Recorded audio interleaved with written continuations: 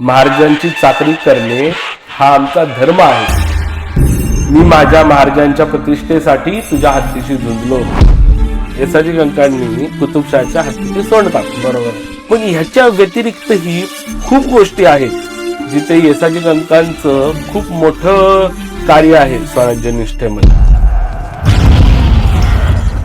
सुरतेची लूट असो किंवा अफजल खानाचा वध असो, आग्र्याला जाणं असो, औरंगजेबाला भेटायला, शिवाजी महाराजांनी स्वराज्याची शपथ घेतली तेव्हाही येसाजी कंक त्यांच्या सोबत होते. आपल्या स्वराज्यातील माता भगिनींकडे ह्या पाटलांनी स्वतःच्या पदाचा माच करत गैरवर्तन केलेलं आहे, बलात्कार केला होता ते. तर त्याचा चौरंग करा. तेव्हा येसाजींनी त्याला पकडून आणला, त्याचा चौरंग केला. कुतुबशहाच्या हत्तीची सोंड कापली होती गोळकोंड्याला जाऊन. तर ही पुस्तकांमध्ये काही उल्लेख आहे. छत्रपती शिवाजी महाराजांचा कार्यकाळ संपला, नंतर छत्रपती संभाजी महाराजांचा कार्यकाळ संपला. तर त्यानंतर मग जे कंक परिवार होता तुमचा किंवा शिलेदार परिवार, याचं काय पुढे होत गेलं? 1626 साली येसाजींचा जन्म झाला. ते 1716 साली त्यांचा मृत्यू झाला. त्यांच्या शेवटच्या काळात म्हणजे संभाजी महाराजांनंतर त्यांनी त्यांच्या शेवटच्या काळात ज्येष्ठ सल्लागार म्हणून रायगडला तो सगळा त्यांचा वेळ दिला शेवटचा. तुम्ही आता जे सांगितलं की छत्रपती शिवाजी महाराज आणि संभाजी महाराजांचे पाय लागलेले, म्हणजे त्यापेक्षा मोठी पुण्य अजून काय असेल? किती मोठी गोष्ट विचार करा ना. संभाजी महाराज जेव्हा भेटायला आले होते त्याच्यानंतर मग येसाजींचा दुसरा पुत्र चाहूजी येसाजी कंक, ह्याला संभाजी महाराजांनी पूर्ण घराचा कार्यभार त्याच्या ह्याच्यावर ठेवला, खांद्यावर ठेवला. असे काही किस्से आहे का तुमच्या आजी आजोबांनी पंजोबांनी तुम्हाला सांगितलेले की येसाजी कंकांबद्दल, जे जनरली आपल्याला इतिहासाच्या पुस्तकात म्हणा किंवा बखरीमध्ये म्हणा माहिती नाहीये, किंवा ज्या महत्वाच्या नोंदी फक्त तेवढ्याच आपल्याला बघायला मिळतात, पण त्या व्यतिरिक्त असं काही गोष्टी सांगितल्या आहे का तुमच्या आजी आजोबांनी?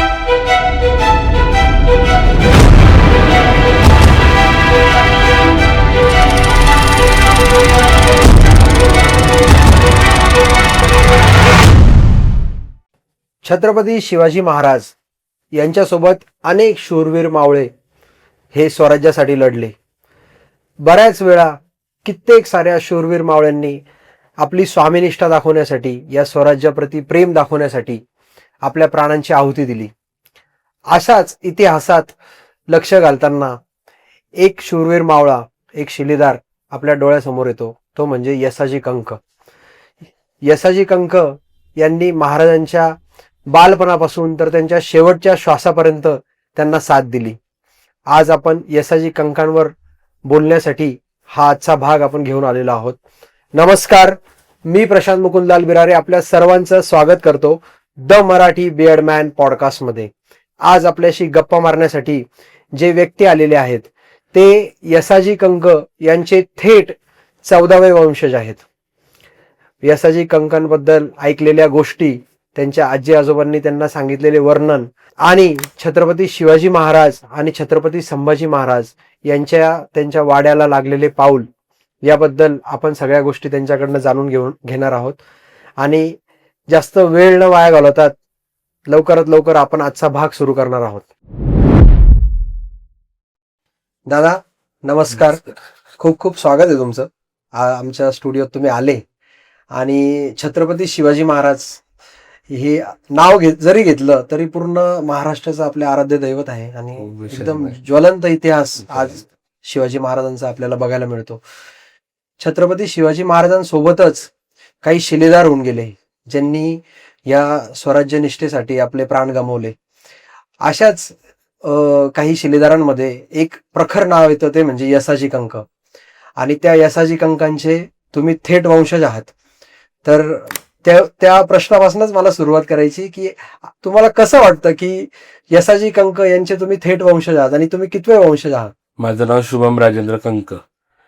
तर मी सरसेनापती येसाजी कंकांचा 14वा थेट वंशज आहे. अच्छा. आमचं मूळ गाव भुतोंडे. भुतोंडेला सरसेनापती येसाजी कंकांचा जवळजवळ 400 वर्षापूर्वीचा ऐतिहासिक वाडा आहे. तर आमचंही काहीतरी मागच्या जन्मी थोर काहीतरी पुण्य आमच्या हातून घडला असेल, बरोबर त्याच्यामुळे देवाने आज आम्हाला एवढा मोठ्या घराण्यात जन्म दिलाय. बरोबर खरी जसं लोकांना कौतुक वाटतं की बाबा हे यसाजी कंकांचे वंशज आहेत, ते कौतुक आम्हालाही आहे. हम्म, आणि ते कौतुक आम्हाला शेवटपर्यंत राहणार आहे. खरंय की आम्हालाही त्या गोष्टीचा खूप मोठा अभिमान आहे की आम्ही एवढ्या मोठ्या घराण्यात जन्म घेतलाय, ज्या घराण्याचा इतिहास आज आम्ही त्यापर्यंत लोकांना सांगत असतो की बरोबर. आमच्या घराण्याचा एवढा मोठा इतिहास आहे, आमच्या घराण्याने एवढं मोठं कार्य केलंय शिवाजी महाराजांच्या सोबत, बरोबर. हे आम्ही नेहमी सर्वांना सांगत असतो. पण मग ते कसं वाटतं, ती भावना कशी आहे की एका शिलेदाराच्या घरात तुम्ही जन्म घेतलेला आहे आणि तेही एक साधा सुद्धा शिलेदार नाही, ज्याचा इतिहासाच्या नोंदीमध्ये ज्यांचं नाव आहे आणि प्रत्येक प्रत्येक महाराजांच्या प्रत्येक ऐतिहासिक टप्प्यामध्ये त्यांचं नाव येतं. बरोबर. तर ही जेव्हा गोष्ट तुम्ही जेव्हा ऐकता, तुमच्या आजी आजोबांकडनं तुम्ही ऐकलेली असेल, तर तुमच्या घरात या चर्चा होत होत्या का? होत होत्या. आता कसं होतं, आम्ही लहान होतो, हा लहानपणी आम्ही भुतंडाला आणि भोरला होतो शिक्षणाला, शाळेला. हा. भोरला पण आपला एक छोटा वाडा आहे, राजवाडा. भोरला पण राजवाडा आहे एक, अच्छा. राजा रघुनाथरावांचा. तर त्याच चौकात आपला एक वाडा आहे. ओके. तर तिथं आम्ही शिक्षणाला असायचो. तर लहान नसायचो, लहानपणापासून म्हणलं जायचं की आपण सरसेनापती यसाजी कंकांचे वंशज आहेत, ते आपले आजोबा आहेत वगैरे. म्हणजे त्यावेळी वंशज वगैरे हे शब्द कळत नव्हते. हो. तर त्यावेळी म्हणायचे की आपण यसाजी कंकांचे वंशज आहोत, तर ते आपले पूर्वज आहेत, ते आपले आजोबा आहेत. तर शाळेत पण 4वी-5वीच्या पुस्तकात असायचं बरोबर की शिवाजी महाराजांसोबत यसाजी कंका असायचे बरोबर किंवा यसाजी कंकांचा उल्लेख यायचा. बरोबर. त्यावेळी शाळेतले शिक्षक विक्षक पण आम्हाला उभे करायचे हा. आणि सगळ्या मुलांना टाळ्या वगैरे वाजवायला वा, लावायचे वा, वा. की हे यसाजी कंकांचे वंशज आहेत, त्यांचं आडनाव कंका आहे. मग ते एक आनंद वाटायचा आणि मग त्या विषयाबद्दल आपुलकी, गोडवा निर्माण व्हायला लागला. बरोबर मग जसं जसं आम्ही मोठे होत गेलो, तसं तसं घरात एक एक गोष्टी कळत गेल्या.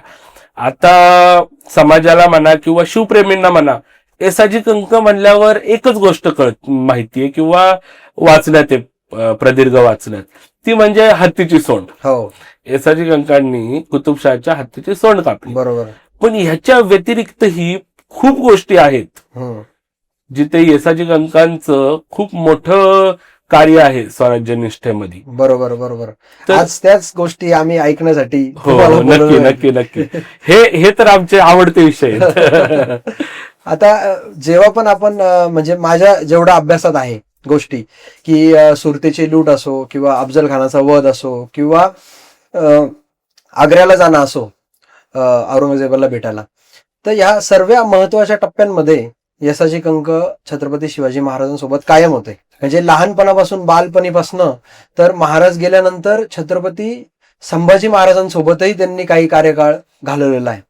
तर ह्या गोष्टी तुम्ही कशा बघता? तसं सरसेनापती यसाजी कंकांचा मूळ जन्म झाला ते भुतंड्याला. हम्म. त्यांच्या राहत्या घरी त्यांचा जन्म झाला. त्याच्यानंतर ते शिवरायांचे बाल सवंगडी झाली. बरोबर जेव्हा रायरेश्वराला बरोबर. शिवाजी महाराजांनी स्वराज्याची शपथ घेतली, हम्म. तेव्हाही यसाजी कंक त्यांच्यासोबत होते. अच्छा. त्याच्यानंतर जेव्हा रांझ्याच्या पाटलाचा चौरंग शिवाजी महाराजांनी आदेश दिला बरोबर की आपल्या स्वराज्यातील माता भगिनींकडे ह्या पाटलांनी स्वतःच्या पदाचा माच करत गैरवर्तन केलेलं आहे, बलात्कार केला होता त्यांनी, बरोबर. तर त्याचा चौरंग करा. हम्म. तेव्हा यसाजींनी त्याला पकडून आणला, त्याचा चौरंग केला. यामध्ये पण यसाजी कंक होते. यसाजी कंकांनीच त्या महाराजांनी आज्ञा दिली होती शिक्षेची, अच्छा ती शिक्षा रांझ्याच्या पाटलाला यसाजी कंकांनीच दिली. अच्छा.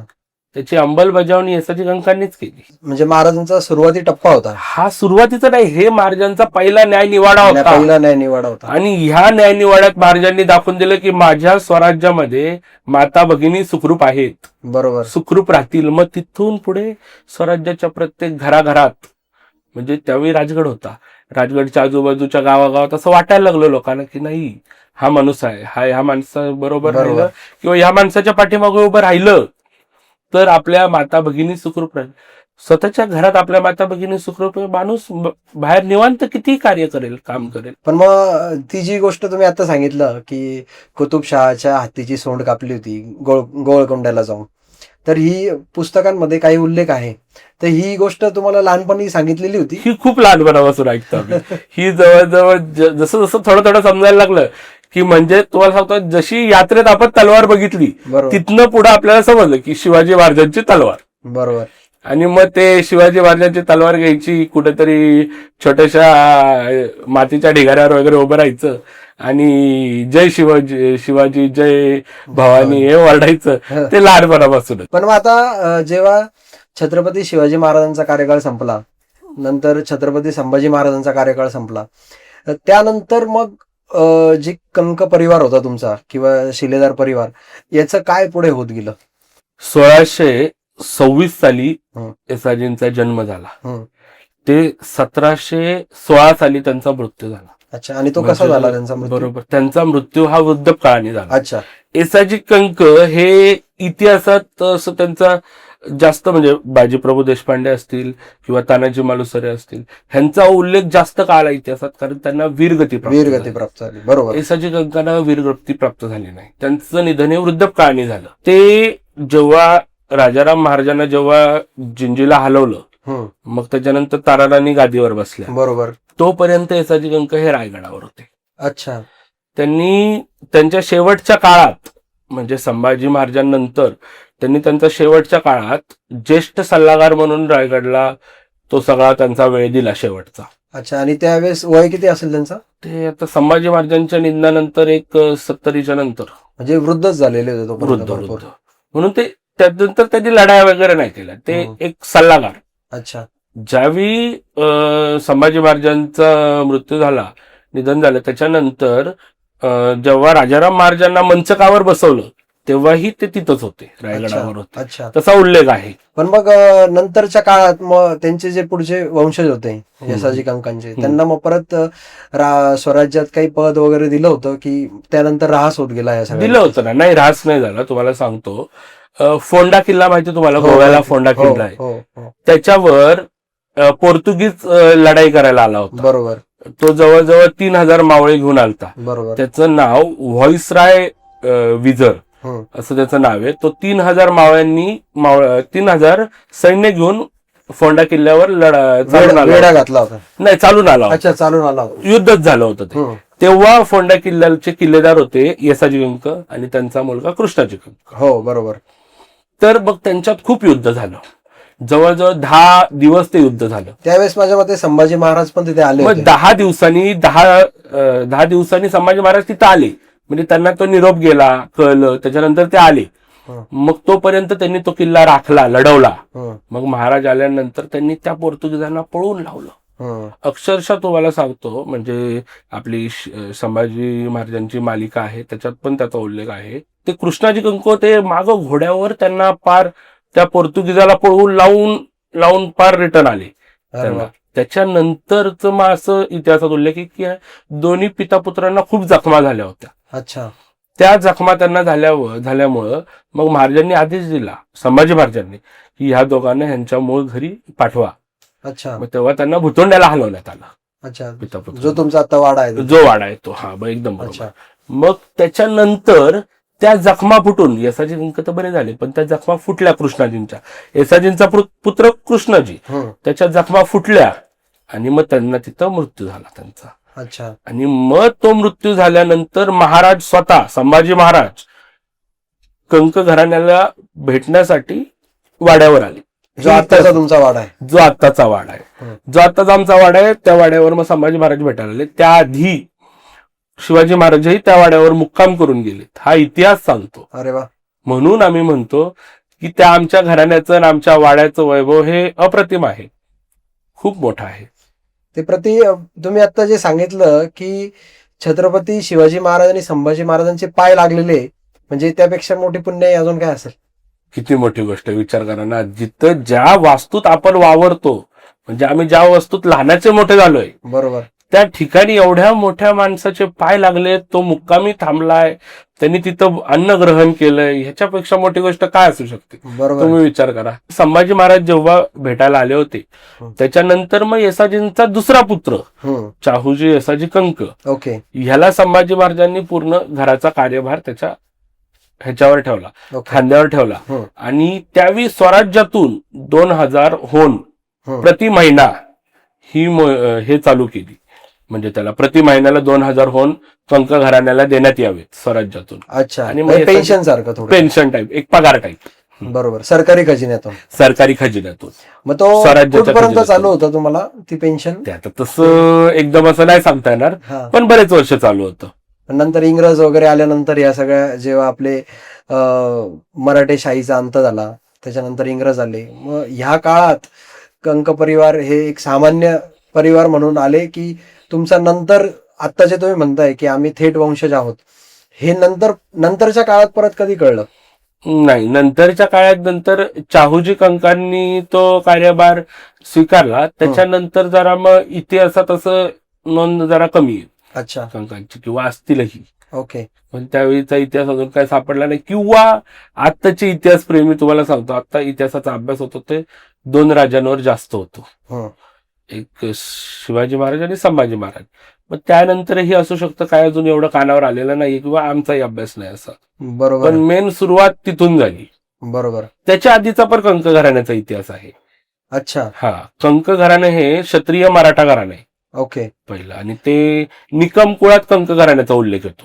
अच्छा, म्हणजे हे तुम्ही यसाजी कंकांच्या आधीची गोष्ट सांगता? हा, आधीची गोष्ट सांगतोय. अच्छा. ही मी तुम्हाला सांगतोय पांडवांच्या काळातली. अरे बापरे. हा, तर पांडवांना 12 वर्षाचा वनवास होता आणि 1 वर्षाचा अज्ञातवास होता. अच्छा. तर अज्ञातवासाच्या वेळी पांडवांनी विराट राजा होता, मत्स्य राजा विराट होता, हं. त्याच्याकडे 1 वर्ष हे केली होती, त्याची सेवा केली होती. अच्छा. तर तेव्हा त्यांनी स्वतःचं नाव लपवलं होतं. अच्छा. तेव्हा त्यांनी त्यांचं उपनाव कंक म्हणून लावलेलं होतं. पांडवांनी कंक म्हणून ते उपनाव लावलेलं होतं.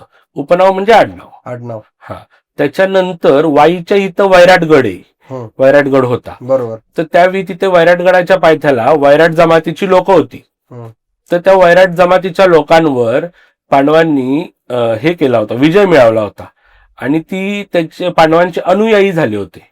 बरोबर. वैराट जमातीची लोक वाईच्या इथली, बरोबर. ती पांडवांचे अनुयायी झालते. मग त्यांनी पण कंक हे उपनाव स्वीकारलं.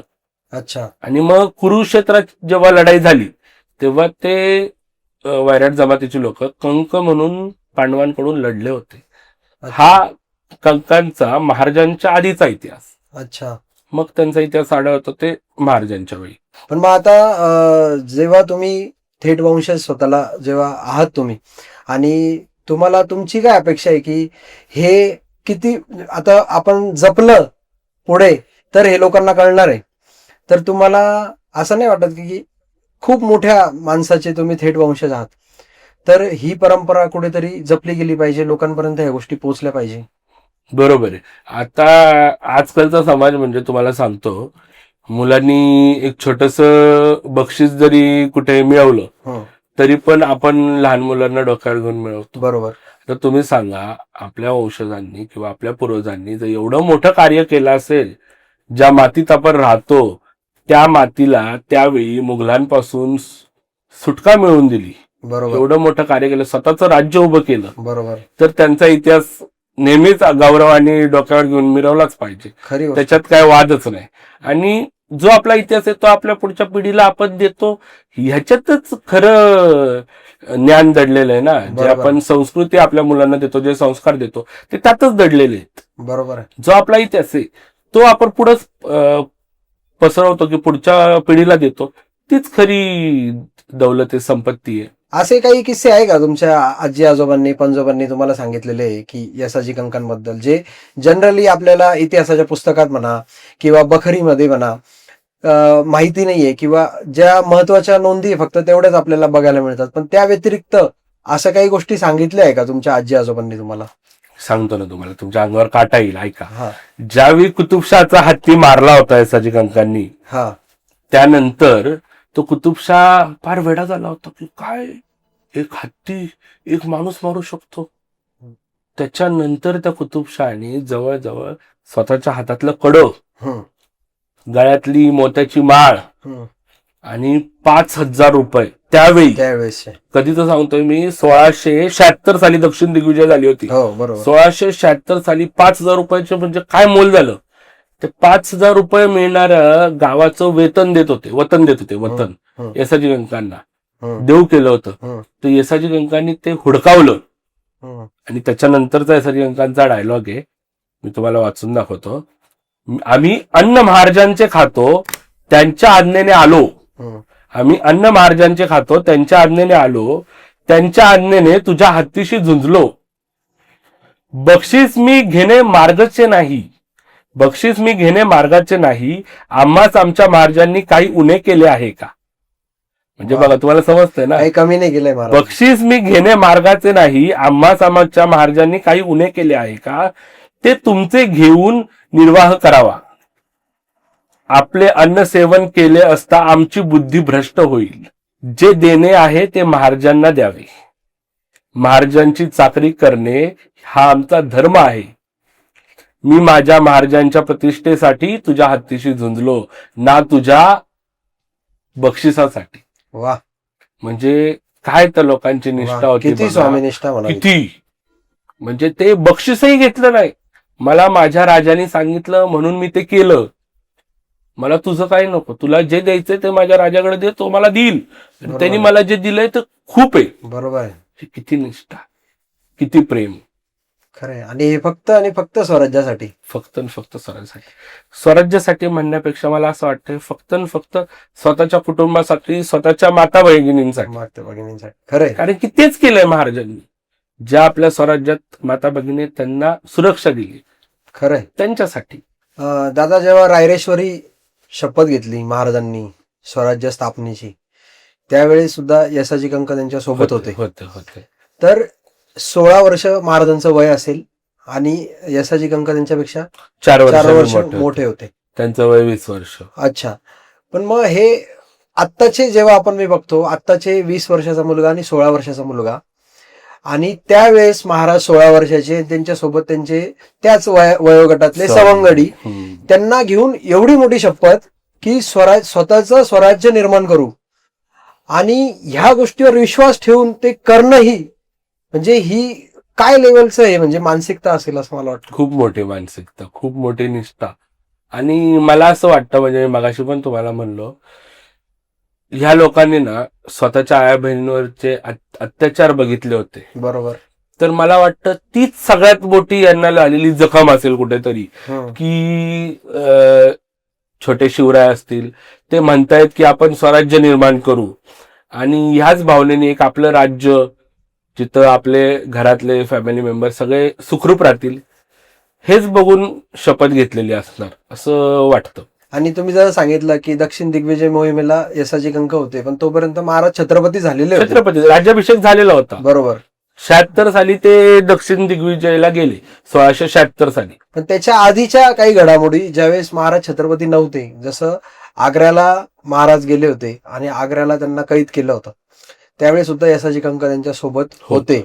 त्यांचे अंगरक्षक म्हणून होते. तर त्यावेळेसचा एखादा आम्हाला सांगा ना किस्सा, कसा आहे? आता तुम्हाला सांगतो, म्हणजे आम्ही ऐकलेलं आहे, बरेचसे इतिहासकार पण येतात घरी, ते पण सांगतात. आग्रा मोहीम जी शिवाजी महाराजांनी केली, तर त्याच्या 2-2.5 महिन्याआधी जे आपले मराठा बांधव होते किंवा मराठा सैनिक होते, ते आग्र्यात जाऊन गपचूप राहिलेले होते, की ते सगळ्या गोष्टींचा हे घेत होते, सगळ्या गोष्टी बघत होते बारकाईने, अंदाज घेत होते की आपले महाराज इथे येणार आहेत, त्यांची भेट होणार आहे. मग भेट झाली की त्याच्यानंतर कसं निघायचं, की जर अफजल खानाने निघून दिलं नाही, अटकाव केला, किंवा इथे जर युद्ध झालं तर कुठून पाळायचं, असे आता आपण म्हणतो plan A, plan B, plan C, पण हे आधीपासून असायचं. एक रस्ता नाही, 4-4, 5-5 रस्ते असे ह्यांनी तयार करून ठेवलेले होते. आणि आग्रा मोहिमेच्या आधी येसाजी कंक शिवाजी महाराजांसोबत आग्र्याला गेले, आग्र्यात राहिले, पण त्याच्या आधी ह्यांनी आग्र्याला जायचं कसं, कुठं घोडे बदलायचे, कुठं आराम करायचा, कुठं विश्रांती घ्यायची, ही सगळी रूपरेषा आधी तयार करून ठेवलेली. बरोबर. त्याच्यातही येसाजींचं सहकार्य आहे. परत आग्र्यावरून सुटले त्यावेळी 2-3 मार्ग होते की कसं यायचं, कुठून यायचं. बरोबर आहे. म्हणजे असंच गेले आणि शिवाजी महाराज गेले, त्यांच्यासोबत हे गेले, आणि लगेच एका रात्रीत स्वराज्य निर्माण झालं, स्वराज्य स्थापन झालं, असं नाही. हा खूप मोठा काळ आहे. खरं. त्याच्यासाठी खूप दिलेलं आहे. ह्या सर्व लोकांनी खूप दिलेलं आहे. आणि जेव्हा छत्रपती संभाजी महाराजही जेव्हा छत्रपती होणार होते तेव्हा त्यावेळेस जे दुमत झालेलं होतं, 2 गट पडलेले होते की ज्यांचं म्हणणं होतं की राजाराम महाराजांना छत्रपती करायला पाहिजे आणि एक गट होता की छत्रपती संभाजी महाराज हे गादीवर बसले पाहिजे. तर छत्रपती संभाजी महाराजांच्या समर्थनामध्ये यसाजी कंक होते. बरोबर. ज्यावेळी ते गट पडलेले होते त्यावेळी संभाजी महाराजांच्या पाठीमागे छाती ठोकपणे यसाजी कंक उभे होते की संभाजी महाराजांना गादीवर बसवायचं. बरोबर. ती निष्ठा होती, ते निष्ठा प्रेम होतं. बरोबर. आणि त्याच्यानंतर मग संभाजी महाराजांनी महाराज झाल्यानंतर संभाजी महाराजांनी येसाजी कंक आणि कृष्णाजी कंक त्यांच्या पिता पुत्रांना फोंडा किल्ल्याची किल्लेदारी दिली होती. ते त्याच्यानंतर. बरोबर. तुमच्याकडे आजही ते जे काही शस्त्र वगैरे आहेत यसाजींचे ते तुमच्याकडे सगळे आहेत अजून पण? हो, अनेक शस्त्र आहेत आमच्याकडे. त्यांनी मी स्वतः तुम्हाला लढाईत फोटोही वापरले. दाखवीन, ते तुम्ही फोटोही पोस्ट करा तुमच्या व्हिडिओ सकट. पण मग त्यांनी ते स्वतः वापरले. अच्छा. हो, अनेक शस्त्र आहेत. काय काय त्याच्यामध्ये? बऱ्याचशा तलवारी आहेत, परत कट्यारे, अच्छा. कट्यार, परत ती छोटी सुरी त्या आहेत, हा. तलवारी, ढाले, अच्छा. परत चिलखत वगैरे पण होतं जुनं, हम्म. पण ते आता नाहीये. अच्छा. ते सगळं असं गळून गेलं. पण मग आता तिथे तुमचा जो वाडा आहे तिथे आज राहतात कोणी अजून? आम्ही स्वतः राहतो. अच्छा. माझे आई वडील, माझी मम्मी गावची भुतंडा गावची पोलीस पाटील आहे. अरे वा. तिचं तिथे वास्तव्य आहे. वडील तिथेच आरोग्य खात्यात सर्व्हिसला आहेत गावाकडे. ते दोघं तिथं आहेत. परत मधले चुलते आहेत संजय कंक, ते तिथं असतात, शेती करतात. त्यांच्या मिसेस आहेत रोहिणी कंक, त्या पण तिथंच असतात. अच्छा. असे ते 4 जण गावाला कायम वास्तव्यास असतात. अनेक शिवप्रेमी येतात, राहतात वाड्यात, मुक्काम करतात. तुम्ही आता सांगितलं का काही इतिहासकार पण येतात आमच्याकडे? इतिहासकार पण कंटिन्यू येत असतात, अभ्यासाला येत करायला. असतात. हो, बाबासाहेब पुरंदरे पण किती दिवस यायचे, महिनाभर राहायचे, अभ्यास करायचे. अरे वा. परत ज्येष्ठ इतिहास संशोधक आप्पा परब, माहिती का तुम्हाला, ते हो. पण राहायचे हो. येऊन. म्हणजे या सगळ्या लोकांचे जी म्हणजे हे बाळकडू आहे ना, हा. ते आम्हाला त्यांच्याकडनं हा. जास्त भेटलंय. बरोबर. आलं का लक्षात? लहान पोरग कसं असतं, आई वडिलांचं कमी ऐकतं, बरोबर. पण शाळेत सरांनी सांगितलं, मॅडमनी सांगितलं की ते घरी येऊन तेवढंच, बरोबर. मला मॅडमनी सांगितलंय, मला हे करायचंय. बरोबर. त्याचा विश्वास जास्त असतो त्यांच्यावर. आणि हे जे तुम्ही सांगितलं आता की त्यांचे जे शस्त्रसाठे वगैरे सगळे आम्ही ठेवलेले काय, मग याच्यावर काही सरकारची असे काही बंदी वगैरे नाही नाही. की आम्ही नाही, हे पुरातत्व विभागात ना हा. सगळ्या ह्याची नोंदी आहेत अच्छा. की येसाजी कंकांचं त्यांच्या घराण्यात एवढा आहे. पण मग हा जो वाडा आहे तुमचा, हा हेरिटेज साईट म्हणून घोषित केलाय की हा तुमचा पर्सनल वाडा आहे? नाही, हे पुरातत्व विभाग आम्हाला हा वाडा मागत होता, हा. पण तो आम्ही वाडा देण्यास नकार केला. कारण की जर तो वाडा दिला त्यांना तर त्याच्यावर त्यांचं सरकारी हे होतं, सरकारचं त्याच्यावर हे लागतं, नाव सरकारी होतं, ते सरकारला म्हणजे पूर्ण डोनेट केल्यासारखं पण मग होतं. असं नाही वाटत तुम्हाला की जर तो समजा हेरिटेज साईट म्हणून आपण घोषित केला तर अजून तिथे पर्यटन वाढेल आणि लोकांना यसाजी कंकांबद्दल अजून माहिती हा, मिळेल? पण मग तो सरकारी खात्याकडे जाणार असेल, मग सरकार आपल्याला तिथं आपल्याच घरात राहून पण देणार नसेल, तर मग ते चुकीचं होतं ना. बरोबर. मग आपण आपलं घर जपू शकत नाही का? आपण आपला इतिहास लोकांपर्यंत पोहोचवू शकत नाही का? असं मत येतं ना. अच्छा. म्हणजे आता आणि ती तो प्रायव्हेट प्रॉपर्टी? आमची आता प्रायव्हेट प्रॉपर्टी, आणि तो आमचा वाडा माझा एकट्याचा नाहीये, आमची फॅमिली खूप मोठी आहे, सगळ्यांचा आहे. बरोबर. मग तो सगळ्यांचा डिसिजन आला. बरोबर. पण मग असं कधी आले सरकारी बऱ्याच लोक वेळा, की आम्हाला हेरिटेज साईट बऱ्याच म्हणून द्या म्हणून? वेळा अक्षरशः महिन्याला वर्षाला तुम्हाला कोटी रुपये देऊ असं पण झालंय, पण आम्ही नाही म्हणलं, नाही द्यायचं, आपलं इथं आपण मोठं करू. आणि आता तुम्ही जर वाडा बघितला हं. तर तो वाडा सांभाळायला पण बराच खर्च आहे. तो एवढा जुना आहे, हा.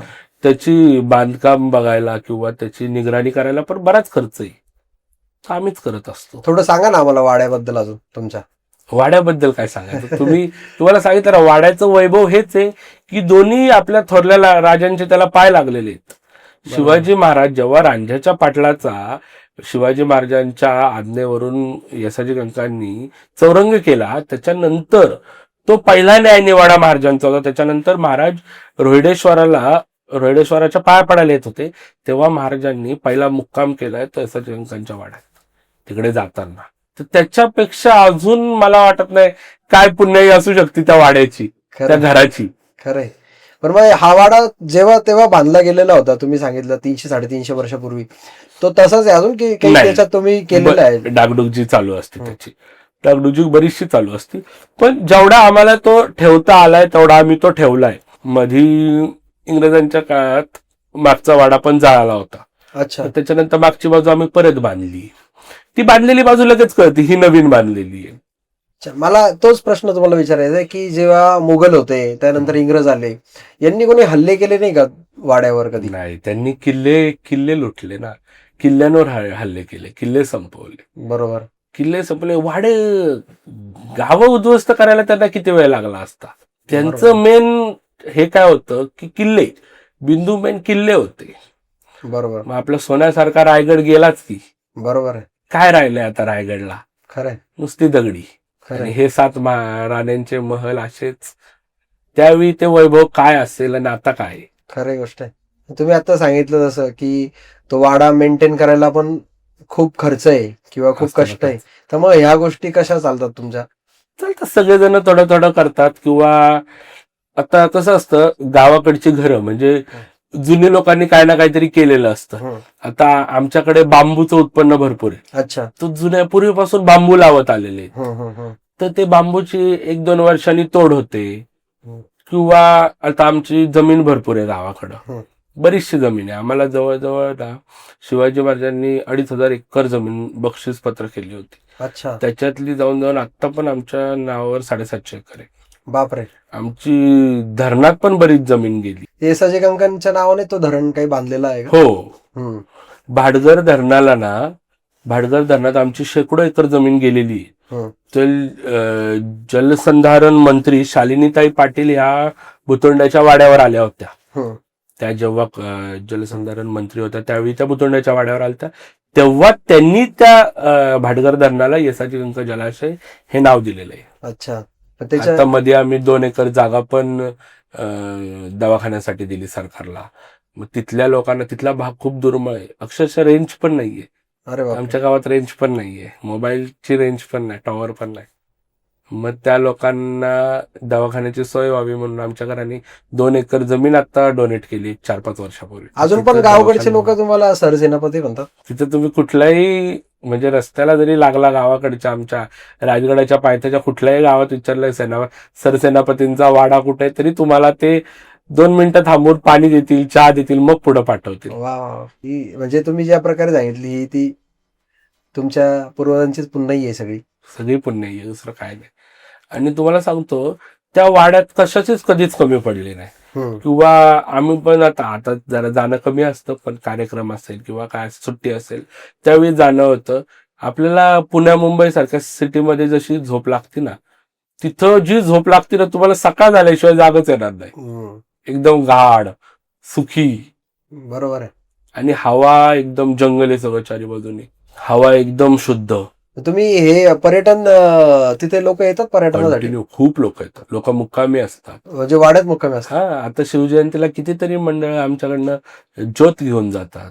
पण मग हे जसं तुम्ही सांगितलं, हा तुमची प्रायव्हेट प्रॉपर्टी आहे, मग तिथे तुम्ही मग राहू देतात लोकांना? आता प्रायव्हेट प्रॉपर्टी आहे ना, मग त्याचं तिथं राहून द्यायचं लोकांना का नाही राहून द्यायचं, हा आपला प्रश्न आला. बरोबर.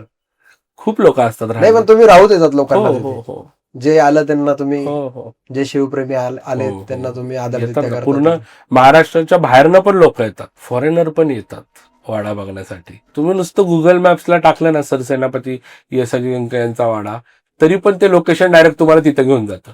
आम्ही पण येऊ सगळे नक्की या तुमच्या वाड्यावर. आणि तुम्ही पण आज आले, आमच्याशी गप्पा मारल्या दादा.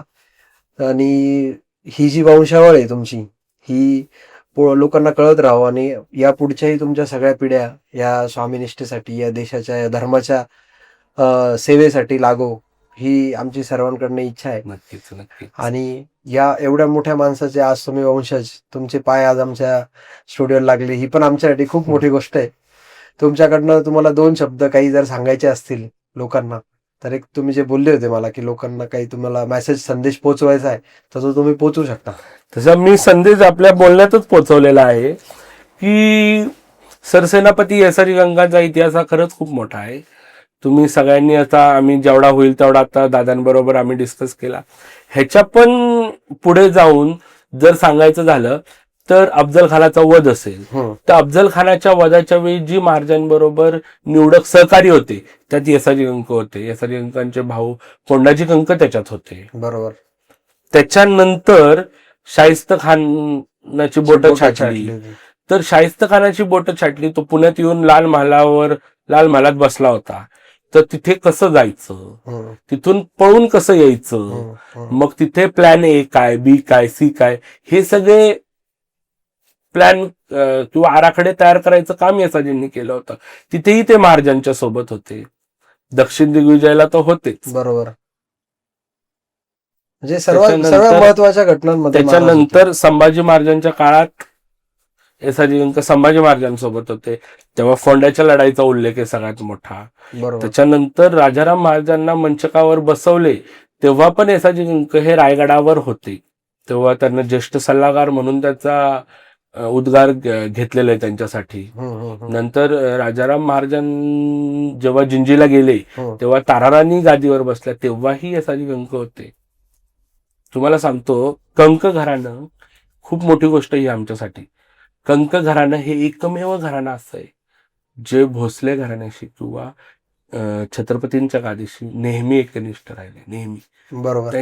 त्या घराण्यावर डाग धब्बाच नाहीये. खरंय. जर संभाजी महाराजांची मेव्हण्यांनी त्यांची फितुरी केली, फितुरी मेव्हण्यांनीच केली, बरोबर आहे. खरंय. पण कंक घराण्यावर कधीच गालबोट पडला नाही. पहिल्यापासून एकनिष्ठ आहे. स्वामीनिष्ठच राहिले ते. स्वामीनिष्ठच राहिले. आणि त्यांना वृद्धपकाळ आली, मृत्यू आला. समाधीचा अजून शोध लागला नाही. अच्छा. ती समाधी अजून माहित नाही आपल्याला. नाही येसाजी कंकांची नाही माहिती. चालू आहे अजून अभ्यास आमचा, शोधतोय आम्ही, पण नाही अजून शोध लागला. राजगडाची ना सुयामाची बांधायचं काम चालू होतं एकदा. त्यावेळी तोफ पडली होती खाली. तर ती तोफ उचलून एकट्या येसाजींनी जागेवर ठेवली होती परत. तो एक मूवी मध्ये पण आम्ही आहे ना. नाही, आता तुम्ही सांगितलं त्याप्रमाणे तुमच्या माध्यमातून आज लोकांना बऱ्याच साऱ्या गोष्टी कळल्या असतील. आणि छत्रपती शिवाजी महाराजांच्या सोबत जे पण काही शिलेदार होते ते सगळेच 101 रत्न होते. आणि त्यापैकी एक म्हणजे येसाजी कंक. त्यांचा पण इतिहास खूप मोठा आहे. काही अभ्यासाचा विषय असेल तर नक्कीच आपण त्याच्यावर अभ्यास करू. त्यांची समाधी शोधण्याचा प्रयत्न करू. आणि अजून काही आपल्याला त्यांच्याबद्दल माहिती कळते का त्याचा आपण नक्की प्रयत्न करू. दादा, तुम्ही आज आले त्याबद्दल तुमचे खूप खूप धन्यवाद. आणि तुम्ही नेहमी आमच्याकडे येत राहू. नक्की भेटू. आणि याच विषयावर आपण अजून जास्तीत जास्त चर्चा करू.